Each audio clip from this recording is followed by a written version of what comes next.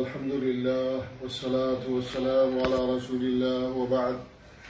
میں مفتی مجیب الرحمن زامرانی، مدیر مرکز اسلامی حب و مدیر جامع محمدیہ تربت، تمام مسلمان بھائیوں سے مخاطب ہوں۔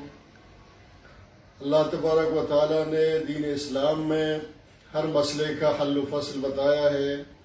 ان حالات میں جو ایک وبائی بیماری پھیلی ہوئی ہے جس نے دنیا بھر میں تباہی مچائی ہوئی ہے، ان حالات میں حکومت پاکستان کی طرف سے ایک لاک ڈاؤن اور پابندی کی بات چل رہی ہے، جس پر بہت سارے مسلمان شش و پنج میں ہیں، کچھ اعتراضات کر رہے ہیں اور کچھ لوگ حیران ہیں کہ ان معاملات میں کیا کیا جائے۔ تو نبی کریم صلی اللہ علیہ وسلم کے فرمانات کے مطابق شریعت اسلامی میں ہر مسئلے کا حل موجود ہے۔ قرآن و حدیث کے دلائل کی روشنی میں کوشش کروں گا کہ مسلمانوں کی رہنمائی کے لیے کچھ باتیں عرض کروں۔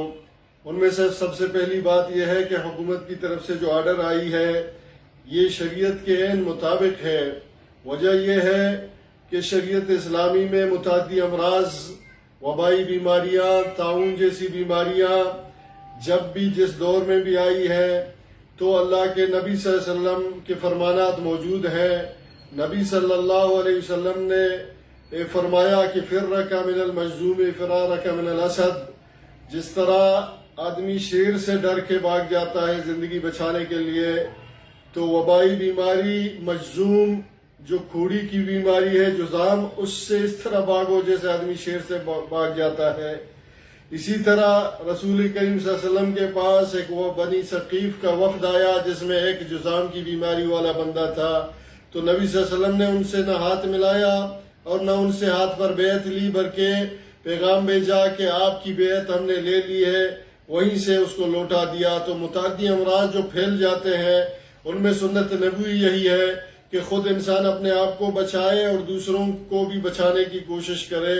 اسی طرح عمر بن الخطاب طاعون کے وبا کے دوران شام کے علاقے پہنچے تو ان کو بتایا گیا کہ شام میں وبائی بیماری پھیلی ہوئی ہے، تو حضرت عمر بن الخطاب رضی اللہ تعالیٰ عنہ نے عبد الرحمن بن عوف رضی اللہ تعالیٰ عنہ نے نبی صلی اللہ علیہ وسلم کا حدیث سنایا، تو حضرت عمر وہاں سے لوٹ گئے اور فرمایا نفر من قدر اللہ الی قدر اللہ۔ تو یہاں یہ ضروری ہے کہ میں اور آپ سمجھ لیں کہ اسباب کا اختیار کرنا یہ توکل کے منافی نہیں ہے، بلکہ نبی صلی اللہ علیہ وسلم نے اس صحابی کو جو اپنی اونٹنی کو چھوڑ کے آئے فرمایا کہ اونٹنی کو باندھ لے پھر توکل کر لے۔ حضرت عمر رضی اللہ تعالیٰ عنہ سے بڑھ کر کوئی توکل کرنے والا نہیں ہوگا۔ انہوں نے بھی اسباب لیے ہیں، شریعت میں اسباب لینے چاہیے۔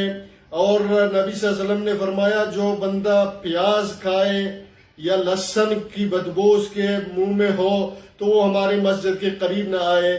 تو یہ تو چھوٹی سی چیز تھی، اب یہ بہت بڑی وبائی بیماری پھیلی ہوئی ہے، تو مسلمانوں کا فرض بنتا ہے کہ وہ اسباب لے کر توکل کریں۔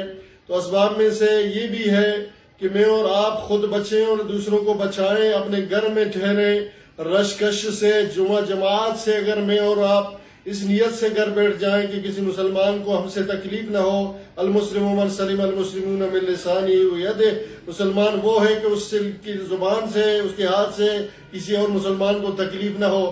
اگر یہ وبائی ہاتھ جس میں یہ کرونا وائرس لگی ہوئی ہے اور آپ کسی اور سے ملاتے ہیں اور اس کو یہ بیماری پہنچتی ہے تو یہ میں اور آپ اس کو تکلیف دینے کا سبب بنے۔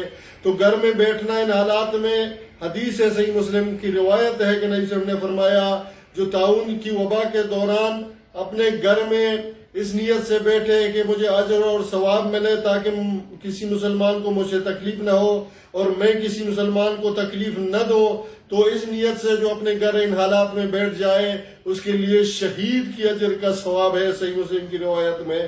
تو میں اور آپ رشکش سے بچیں، مصافحہ ضروری نہیں ہے، مستحب ہے۔ تو اگر ان حالات میں ہم نے مصافحہ نہیں کیا، ہم نے سمجھے کہ کسی مسلمان کو ایک بڑی جو ہے نا ہلاکت سے بچایا، وَلَا تُلْقُوا بِأَنفُسِكُم مِّنَ التَّهْلُكَةِ، اللہ تبارک و تعالیٰ کا فرمان ہے کہ اپنے آپ کو ہلاکت میں نہ ڈالو، اسباب اختیار کرو، وَلَا تَقْتُلُوا أَنفُسَكُمْ، اپنے آپ کو ہلاک نہ کرو، اپنے نفسوں کو قتل نہ کرو۔ تو یہ جو آرڈر آئی ہے حکومت کی طرف سے، ان پر عمل کرتے ہوئے میں اور آپ ان چیزوں میں احتیاط کریں، اسباب لے لیں، کیونکہ اسباب شریعت کے منافی نہیں ہے۔ جمعہ جماعت میں اگر آپ نہیں جا سکے اس نیت سے گھر بیٹھے تو انشاءاللہ آپ کو اجر ملے گا۔ انما الاعمال بالنیات۔ اللہ تبارک و تعالیٰ سے دعا ہے کہ اللہ تعالیٰ ہماری مدد فرمائے، ان وبائی بیماریوں میں ہمیں سرخرو فرمائے، اور تمام مسلمانوں کو اور مملکت خدا داد کے مسلمانوں کو اور سب کو اس وبائی بیماری سے محفوظ فرمائے۔ وما علینا الا البلاغ۔